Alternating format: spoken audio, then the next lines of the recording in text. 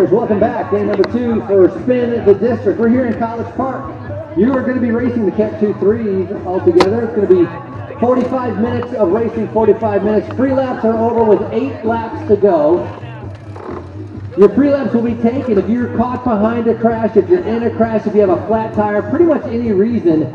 You go to that black look tent behind you. That is where you take your free lap. You'll be able to sit out for 1 lap, get things kind of fixed for you, get things taken care of. You'll be put back into the race, and then you'll be in contention for the lead.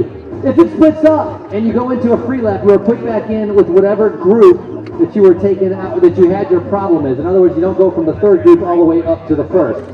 Guys, it's going to be a fantastic race. Again, free laps are over with 8 laps to go. You're racing 45 minutes. You're going to start on the official's whistle, and I'm going to count you down because we're going to get things underway right now in 3, 2, 1. Here we go. Let's send them off. It's day number 2. The cycling revolution here in College